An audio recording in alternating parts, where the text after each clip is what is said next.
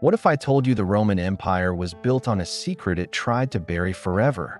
A secret so dangerous, it threatened to tear Rome apart from the inside. This isn't about emperors or legions. This is about the millions they enslaved, and the revolts they tried to erase from history. We all know the name Spartacus. His story is legendary, a gladiator who defied an empire.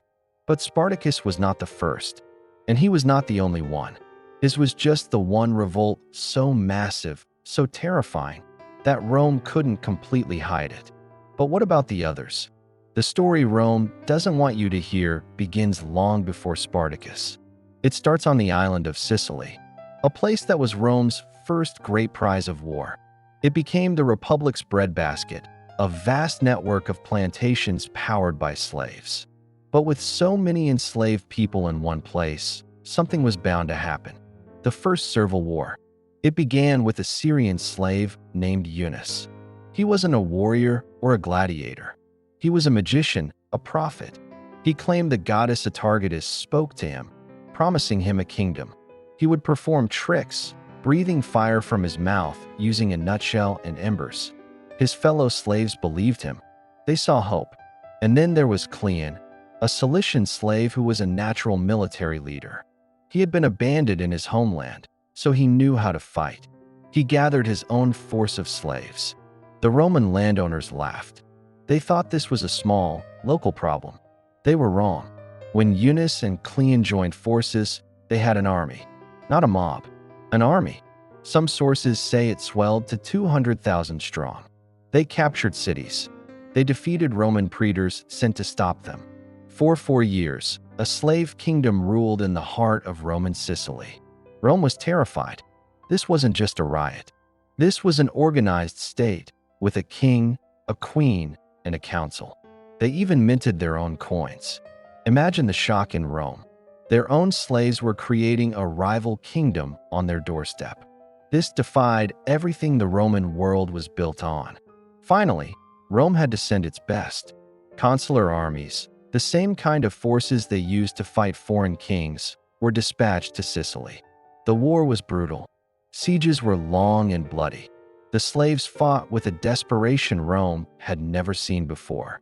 They were fighting for their freedom, and they preferred death to returning to chains. In the end, Rome's military machine was just too powerful.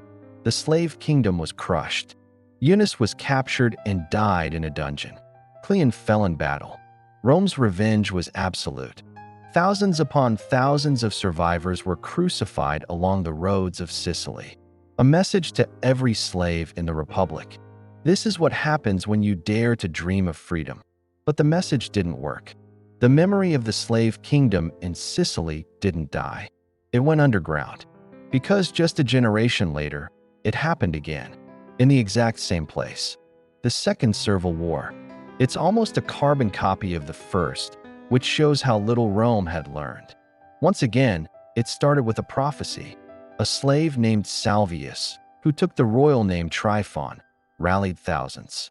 And once again, another slave leader, a man named Athenian from Cilicia, joined him with his own army. History was repeating itself. Another slave army, another slave king, another war on Roman soil. This time, the Romans acted faster. They knew the danger. But still, the slaves won early victories. They controlled the countryside for 3 more years. The pattern is chilling. A revolt is brutally crushed. A generation of peace follows. And then, the fire starts again. It shows the sheer, constant pressure cooker that was Roman society. The masters lived in a state of quiet, constant fear. And they had good reason to. Rome eventually put down the second revolt, with the same level of brutality as the first. More crucifixions, more death. They thought, surely, this time the lesson would stick. They reinforced their garrisons. They passed harsher laws, but they didn't address the root cause, the inhumanity of slavery itself. And that brings us to the Italian mainland, right in Rome's backyard. The stage was now set for the most famous slave revolt of all, the one that would shake the Republic to its very core, the one led by a Thracian gladiator from a training school in Capua, Spartacus. His name echoes through millennia. But his revolt didn't start as a grand plan. It started with just 70 gladiators, armed with kitchen knives and whatever they could grab. A desperate escape. But their small victory lit a spark. Soon, runaway slaves from all over Italy flocked to join him.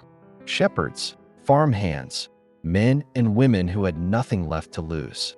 Spartacus's army grew at an astonishing rate. 10,000, 40,000, 70,000. Some ancient writers claim it reached 120,000. What made Spartacus so different? He was a brilliant military strategist.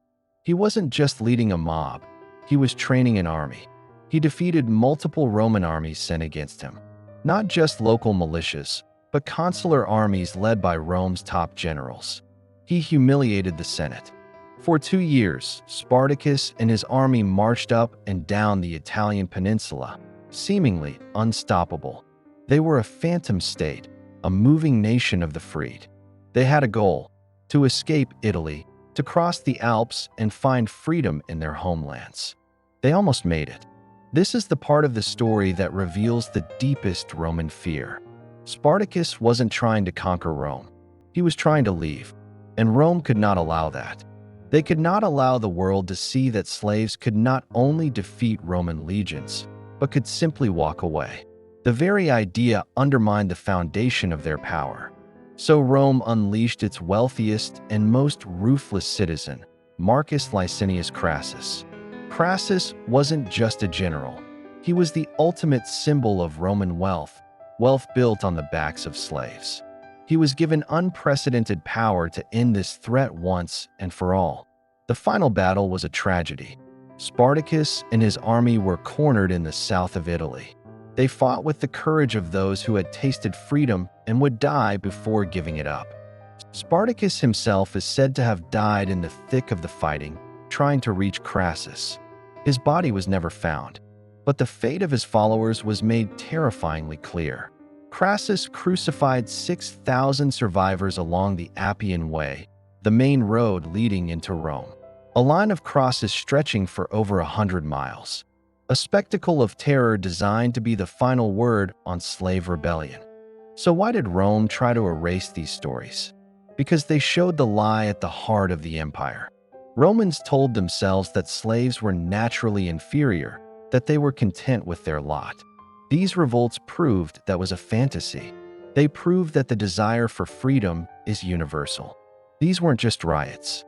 They were organized wars for liberation, led by charismatic leaders, with armies that defeated Roman legions. They created states within a state.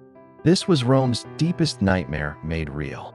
It exposed the fragility of a society built on brutality. The Romans won the battles, but the memory of Eunice, Salvius, and especially Spartacus haunted them. They became cautionary tales told to frighten children. But for the enslaved, they became something else entirely. They became symbols of hope, proof that resistance was possible. This history was not lost. It was just buried, hidden in fragments of texts from Roman historians who wrote about these events with fear and disgust. They tried to portray the slave leaders as brutal criminals, but they couldn't hide their success. They couldn't hide the terror they inspired. And that is the most powerful part of this story. Even in the face of the most powerful empire in the ancient world, people fought back. They organized. They sacrificed everything for a chance at freedom. Their story is a reminder that history is not just written by the winners. Sometimes, it's secretly kept alive by the memory of those who dared to lose. This wasn't just Rome's secret. It's a fundamental truth about power and resistance. The stories they tried to bury are the ones we need to hear the most. They show us the unbreakable strength of the human spirit. What do you think? Was Rome right to be so afraid? Let me know your thoughts in the comments below. And if you found this story as powerful as I did, please share this video and subscribe for more hidden histories. Thanks for watching.